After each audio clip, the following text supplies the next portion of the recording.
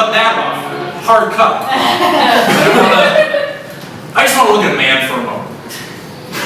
Let's take a look at him.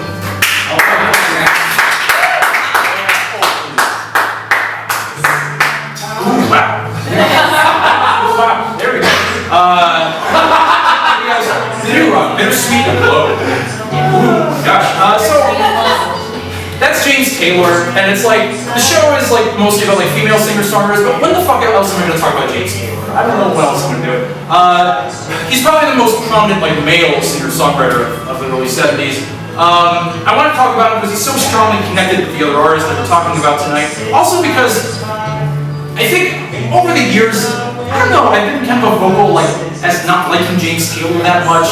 Like just not that much. And I think it's more of a big deal than it actually is, because my mom loves James Taylor, my girlfriend loves James Taylor, this idiot loves James Taylor.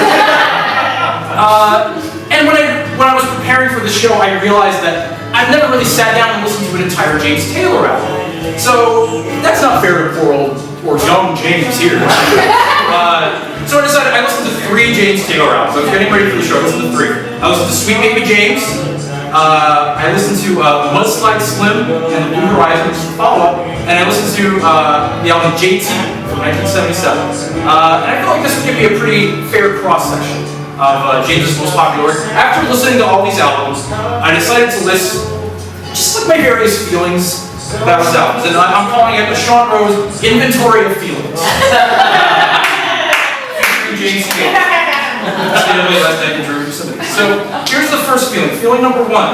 His voice is too nice. This has been like my main complaint about James Taylor for years. Let's do a comparison, just a comparison. So let's listen to the original version of "You've Got a Friend," written and performed by Carole King.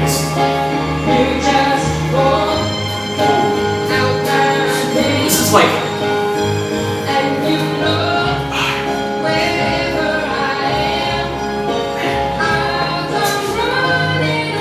Great. Like that's, you know you're going to rely, you can rely on Carole. She's going to be there for you. That's emotion. You know she means that. God damn it. It's beautiful. So good. Alright, let's, winter, spring, summer, or fall. She's going to be there. What a good friend to have. Can you imagine having a friend like that? Amazing. Okay, now let's listen to the James Taylor version of "You Got a Friend." Let's go. Same part of the song.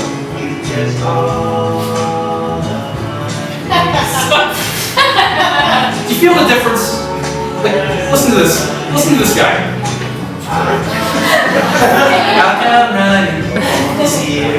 Are you gonna come running? It doesn't sound like you're gonna come running, but maybe you're gonna stroll over. But okay, the Carole King version, you get the feeling that this is a serious affirmation, like a heartfelt affirmation. When James sings it, it just feels like he's just doing it for the karma points.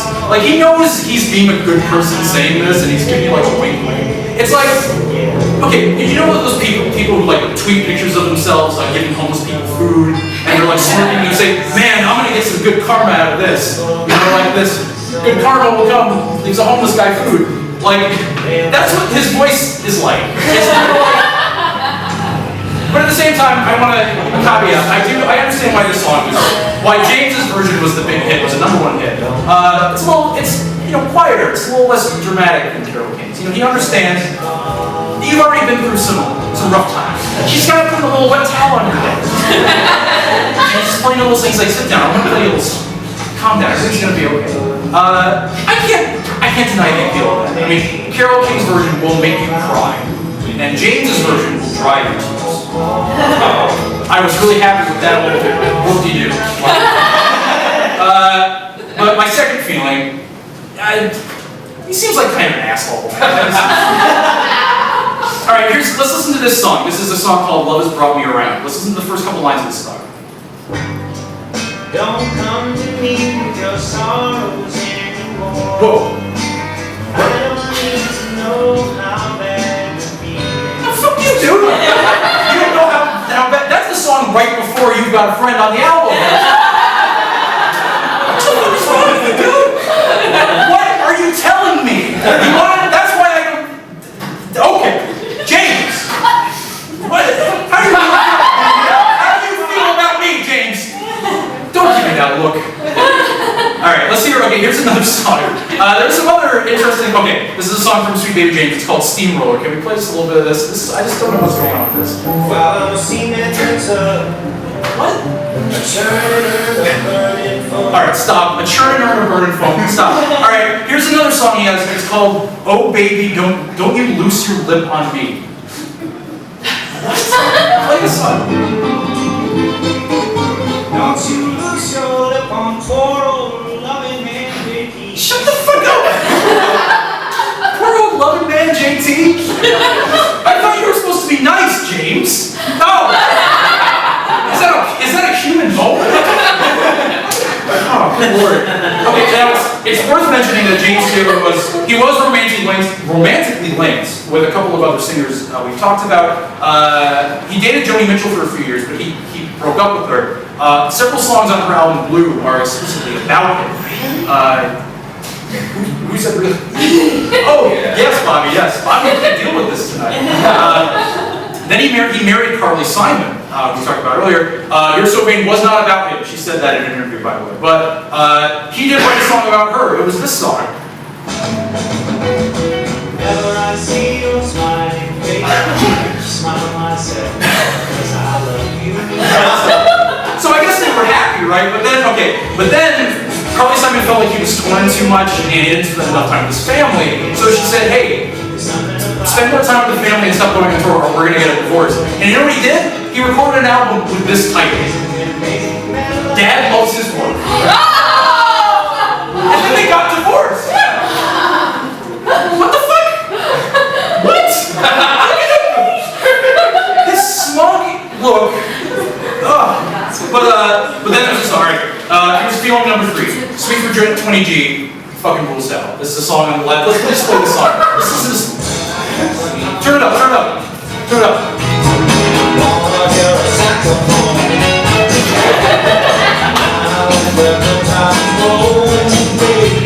That's fun. It's cut loose.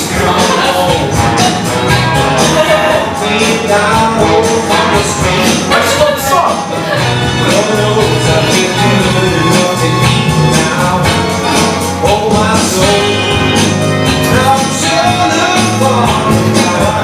Alright, we know that. I just love that song. Anyway, moving on. Feeling number 4. Fire and Rain is a good as hell song. Thanks, James. Let's play Fire and Rain. I really like this. I like this song a lot too. This is a perfect encapsulation of James Taylor's appeal, I think. James Taylor did not have the easiest life before he became very popular. He was only a teenager who suffered from serious cases of depression back when they treated depression like it was like a mental illness. He committed himself to the McLean Hospital at age 17. He avoided getting drafted in Vietnam. He was used to mentally unstable. And he started a rock band called The Flying Machine, and he fell really hard into a heroin addiction. It took him a long time to get out of it. When he recorded this song, he was 21 years old. He had already been through the entire arc of rock star excess. And he earned to write songs like this. It's kind of mellow and nice and friendly. And he says, I've seen fire, I've seen rain. He sings that line and you believe him. That feels sincere. You can tell that he, come to hell and come back. He was still alive to tell the tale. For so many survivors of the 60s, this was very comfortable and even inspiring. Feeling number 5, he was the guy who convinced Carole King to perform her own songs. I just think that's really neat. That's really cool. And then feeling number 6, we're gonna do feeling number 6. No, I have to do it. I'm sorry, Sly. I'm really sorry. This is how I'm gonna end. This is the James Taylor's version of Baby It's Cold Outside. With Natalie Cole, this is the banter part. At the end of the song. As a friend, you must stay next and warm up by this fire. Let me get you a hot toddy or something. Well, A hot toddy. I mean, my mother will worry about me. People are so suspicious. Yes, a suspicious woman. Keep yourself healthy, that's all. His voice hasn't changed. He sounded like an old man when he was 20. Alright, that's the end. That's all I just wanted to play. That's the end. Thank you very much.